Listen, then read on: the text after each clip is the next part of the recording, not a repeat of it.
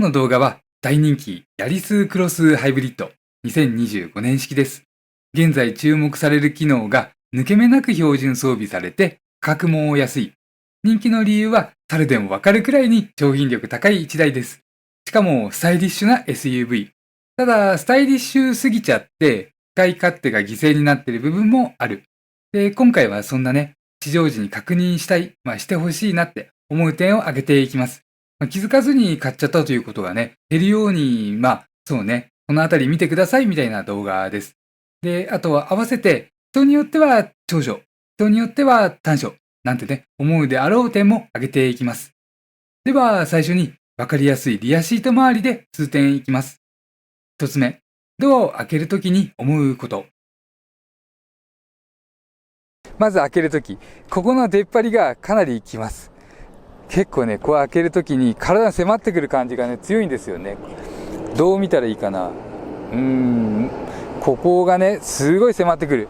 圧迫感ありますね。結構ね、これね、ここら辺アグレッシブに切れているんですよ。他の車と見比べてみるとよくわかります。クーペ風 SUV ということもあってね、これ特にこう、シャッキンとしている。で、ドアハンドルを引くときに、この辺がこうなってることもあって、意外とね、これがここがね、体に迫ってくるというのはね、あります。二つ目。ヘッドレストは伸ばさず座れるけど、後方視界は良くない。ヘッドレストを伸ばしたまま座れます。これコンパクトクラスですと意外と貴重ですよね。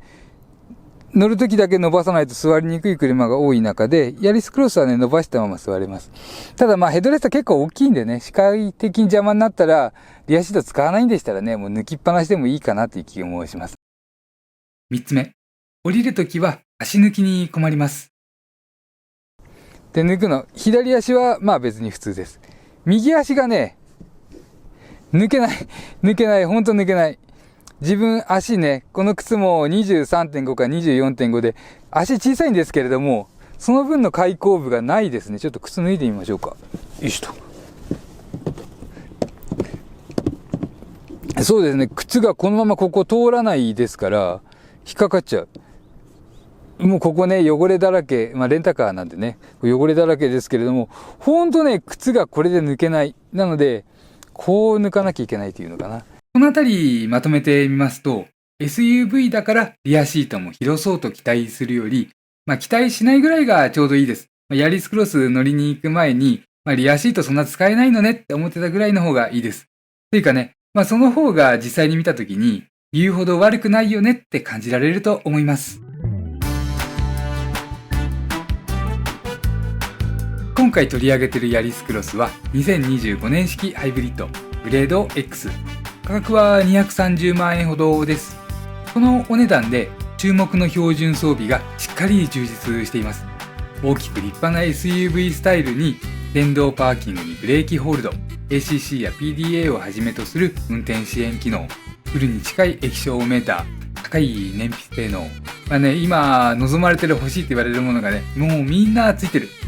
で、さらにナビや ETC もついてきて、で、さらにSUV 最高であろうと思われる燃費性能。ほんとね、今欲しいものがみんな詰まって価格が安い。しかも安定のトヨタブランド。本当ヤリスクロスって分かりやすい商品力が最高です。で、その分というか、安くて機能豊富だったら、代わりとなる部分がもう絶対出てくる。というかね、もうあって当然、もう商品ってみんなそうですよね。で、使い勝手で節約されてる部分とか、走ってもね、節約されてるであろう部分っていうのがあってね。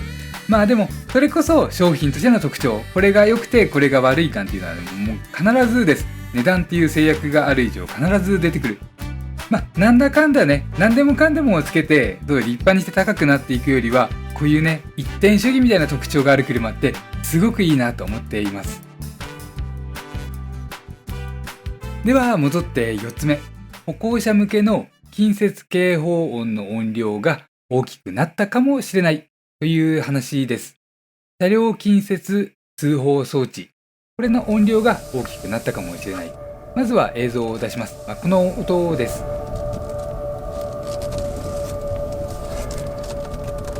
ちょっと前に2025年登場のクラウンエステート。これでね、ちょっとこの音が大きくなったかなって感じていました。でも、気のせいかもしれないので、動画では取り上げませんでした。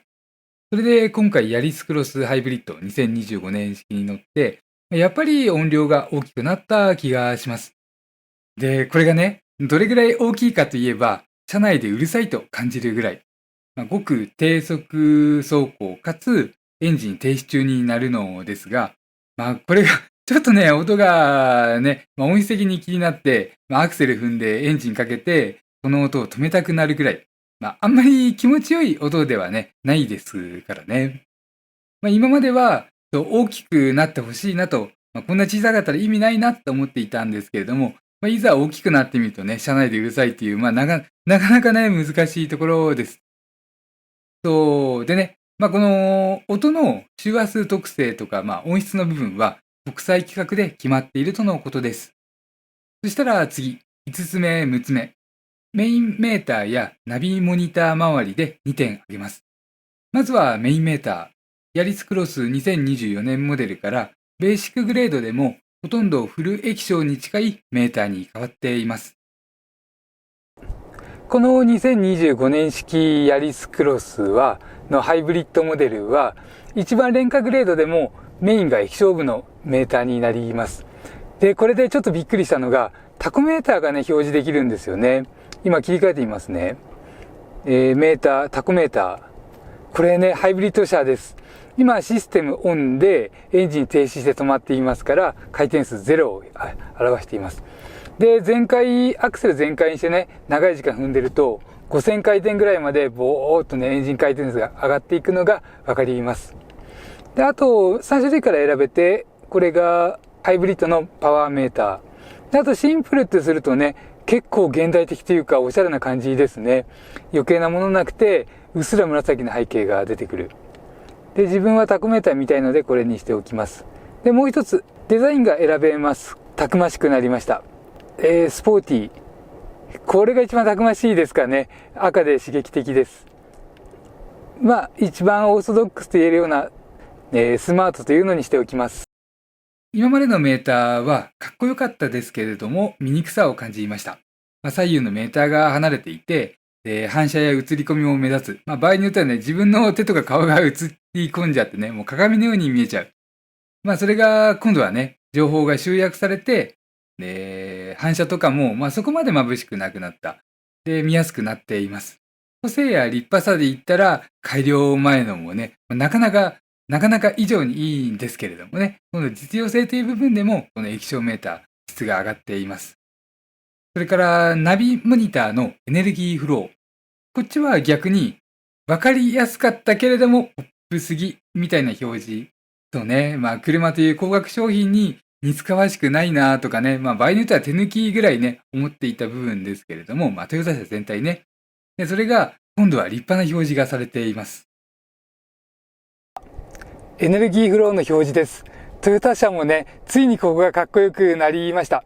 夜見るとね、特にいいです。じゃあ今度ね、バックモニター映します。今リバースに入れています。右下のボタンで広角と強角が切り替えできます。こっちが普通だね。で、こっち広角モードにしますと、かなりね、車のリアの脇の方が映ります。今ここに映ってるのが、これが輪止めですね。なので、相当後ろの脇の方がね、見えるような形になります。で、もう一つ。左下のボタンは、このラインがね、いろいろ切り替えができます。2、3、4種類かなから切り替えて、お好みのものを表示するようになっています。これメモリーしててくれるので、一回こうしてね、ピーにして、もう一回入れても同じ画面が表示されます。次は7、8、9、10個目。前々からだけど、やっぱり長短あるなという部分。長所であって、でも見方が変えたら短所でもあるみたいな部分。カップホルダー、ドアハンドル、ボディ見切り、それからエンジンフードに関する部分で一ついきます。ではまずカップホルダー。センターコンソールのドリンクホルダー。これは前側と後ろ側で、深さとか太さが違っています。置くものによってどっちか選んでおくような形ですかね。前側が浅くて細めです。ペットボトルを置いてみるとね、もうこの標準的なペットボトルでもちょっと底がつかないぐらいです。で、この場合は後ろに置きます。後ろはね、ちょっと緩めなので、太めのペットボトルも置けるような形です。で、しっかりね、そこまでつきます。前は多分カップドリンクとかになるんじゃないかな、といった感じです。それからフロントドアのグリップとハンドル部分。続きましては、フロントのドアハンドル、もしくはドアグリップに関して、ヤリスもしくはヤリスクロスのここね、すごく凝っていて、スタイリッシュなデザインをしていると思います。ただね、夜はちょっとどうやって握ったらいいか分かりにくいので、カメラでね、その様子をお伝えしたいなと思います。一応ね、手前側が閉めるときに握る部分。で、奥側が開けるときに、引く部分になっています。これがね、なかなか探しちゃう。で、特にね、今夜なんでね、閉めてみますね。夜、こんな真っ暗になります。で、手探りすると、自分の手が映ってるかな。ここを握っちゃいますね、どうしてもね。で、この奥なんで、ちょっとね、意識して奥にあるなって思っていればわかると思います。で、あとね、これの細かい照明が美しいですね。トヨタ車の中で最もベーシックな、クラスの車とは思えないようなね、このステアリングスイッチもそうかな。数が多くて細かくシャープに光る、スイッチのイルミネーション、美しいです。続いてエンジンフード、ボンネットを開ける時の話です。すいません、ちょっとね、エンジンルームのエンジンフードについて一つ取り上げさせてください。今開けたらね、このフックがすごく長くてびっくりというかね、顔に迫ってきて焦りました。こうやってね、ここでこうして開けた時にこれがね、長くて顔に迫ってきます。ちょっとね、びっくりしました。ウォッシャー液のね、補充とかぐらいは、誰でもね、やられるでしょうから、ちょっとね、気をつけた方がいいのかな。あんまりね、覗き込みながら開けない方がいいです。ちなみにウォッシャータンクはね、ここにあります。注ぎ口、ここです。で、あとはボディの見切りに関して、運転不慣れな方に伝えたい点が一つあります。それは左前方の見え方。運転席座って左前を見たとき、フェンダーラインのように見える盛り上がりが、実はボンネットの内側の盛り上がりです。結構これがね、内側の方が盛り上がってて、そこが端っこのように見えちゃう。どれぐらい内側かっていうのはね、運転席の右前方を見るとわかります。で、この左前ね、左前を見て盛り上がってる部分がボディの端だと認識しちゃうと、狭いところでちょっと危険ですので、このあたりね、意識してみてください。では次、11個目いきます。今度は運転慣れていらっしゃる方が気になるであろうブレーキの話。ブレーキコントロールの一長と一短です。メーター表示、0キロを表示したまま、そーっとゆっくり進める。車をそーっと進めるのがすごく楽です。ちょっとね、やってみます。0キロの間でもコントロールが効く。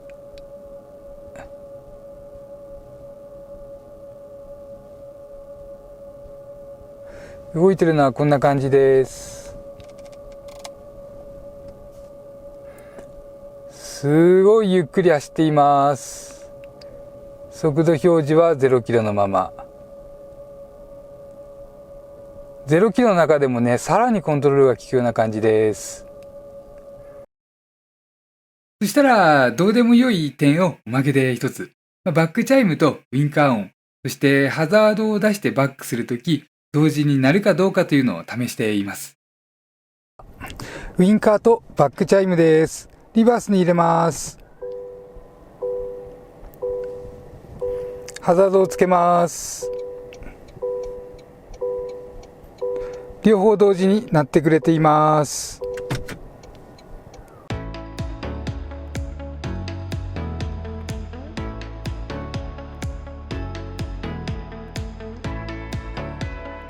ということで、試乗時にぜひチェックしてみてほしいなと思う点を挙げていきました。ヤリスクロスって注目の機能をしっかり、燃費性能は最高峰、価格は安い。3拍子揃って人気のための要点を揃えています。そしたら、車だって商品ですから当然割り切る部分が出てくるはずです。このあたり、乗り味に関して別動画で語っていますので、ぜひそちらもご覧ください。見てみてください。チャンネル登録していいねボタンを押してから、他の動画もご覧いただけますと嬉しいです。以上、車好きヒラリーチャンネルのヒラリーでした。